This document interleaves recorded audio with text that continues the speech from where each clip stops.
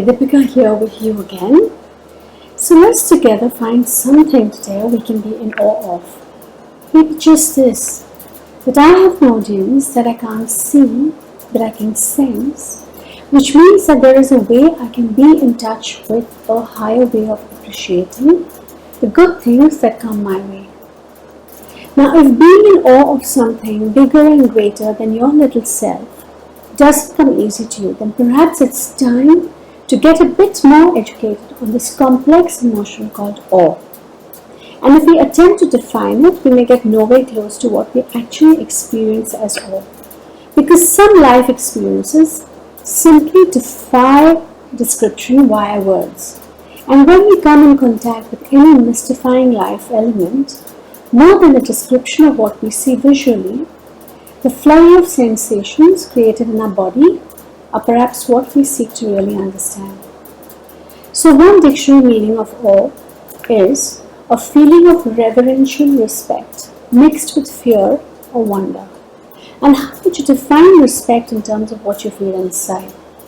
Just going by this one definition, it appears that different people will have reverence for different things, naturally, subsequent to which either fear or wonder would arise from that experience. So why is it important for us to know if awe has any place at all in our life? How does this emotion change our life situation? Does experiencing awe reduce the negative feelings and thoughts we have when we are, say, unproductive, or we have nothing to focus on, or when our overactive mind begins its wanderings into a troubled past or a future that is uncertain? Or at the time we mentally disintegrate while sabotaging ourselves with nasty self-criticism? Can awe reverse our low self-esteem? When we are in our default mode network, finding fault with everything about our life, purposefully relaxing our judgments by shifting into a state of awe, is one such way to recover our self-esteem. So let's talk about what we get caught up in the absence of awe. Now, regular people like us with no scientific research background have no access to functional MRIs to understand the inner workings of our brain. All we can do is to observe ourselves and ascertain how efficiently we are using our thinking brain to complete tasks while our monkey brain is busy creating chaos in the devil's workshop. What that means is, the longer you keep your brain unoccupied from doing tasks, the more chances it has to meander into your past and get caught up in the non-linear thinking. Not ideal when you are trying your best to stay in the present moment, which is necessary for us to notice the presence of awe in our life.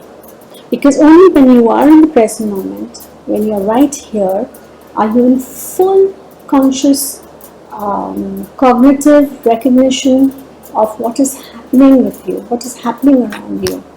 But if you're running from the past into the future and back to the past and again to the future, you really lose that opportunity to find anything of awe in your life. We catch ourselves repeating sentences in silence, don't we? Out of earshot of others, of course. But all conversations we've had with people, or planning conversations to be had in the future with people, or even a lengthy monologue with self about what one should or should not have attempted or said or done in some situation past. We store convincing narratives about ourselves on hand to share with people who are ready to listen.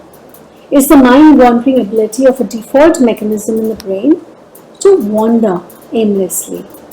And a dysfunctional default mode network is associated with mental illnesses such as Alzheimer's and Parkinson's, wherein the interconnected parts of the brain and this particular network jointly dysfunction, while at other times they're jointly commissioned to work in union. Now, the neural networking in the default mode is good and bad for us. If courtesy this default network, we have a flood of imagination that releases inspiring and creative ideas, it's a cause for celebration. But at the end of the day, when we tally our constructively utilized hours against the wasted ones and get a very low number, we know in which wasted terrain our mind has been languishing the whole day. maybe just dreaming, maybe hallucinating. This isn't a nurturing environment for all to develop in. So it's good to know this as well, that to survive in human form, we do need self-referencing. Else, we might as well exchange places with our pets. Humans thrive on identity and the narrative that follows from it. It helps us to leave footprints in the sand that people after us can emulate and give social media likes to us, however posthumously. So do engage with your ability to defocus, dream, imagine, create stories, and bring into form something unique that only you can. In the default mode network, we rely on consolidated memory. Yet, this network operates far out of conscious processing. Thus, we don't need to chart out our daily route to work, and when we get behind the wheel, we automatically reach our destination without losing our way. It doesn't mean we have permission to drift off at the wheel or go into some kind of a trance while listening to car music, but just this, that you don't have to strain your brain to recognize each and every signpost on the way in order to get there. And when we spend time engaged with this network, then we are strengthening our identity for good or for bad. So the not so good part is about decaying here in this network for longer than is necessary, which is precisely what we have to avoid if we wish to release the habit of rumination during depression. And we take refuge in the default network in times of stress. Considering that stress is a given and presumably none want to prolong its effects of anxiety and fear, we need techniques to deliver ourselves out of this habitual pattern of going around in circles, trying to decode unpleasant experiences in our life. Insomnia, apart from its physiological correlates, is the result of a habit wherein you sacrifice good sleep to be in your default network, in overdrive. It's unstoppable. Your thinking is unstoppable, and your compulsive automatic thoughts are driving you insane when you ought to be resting and sleeping. Yet, other people experience a need to flit from experience to newer experience in quick succession, without giving the neural networks time to integrate the heaps of stimuli and information being taken in from various directions via your senses. And in a way, we just get inundated with data, which becomes meaningless, as we don't process it to align it with our nature and our needs. So an unactivated default network keeps us from weaving our life experiences into one beautiful tapestry, leaving us fragmented in a way. So there's a time to work and a time to play, and this play via the consolidated efforts of this network means allowing ourselves to savor our life experiences, giving them symbolic meaning. But then there's the time to let go. Spiritual trainings emphasize the need to pare down our experiences into what's most relevant in our life, that benefits us in the present. You know what happens when you don't empty out your trash can on your laptop, you run out of space.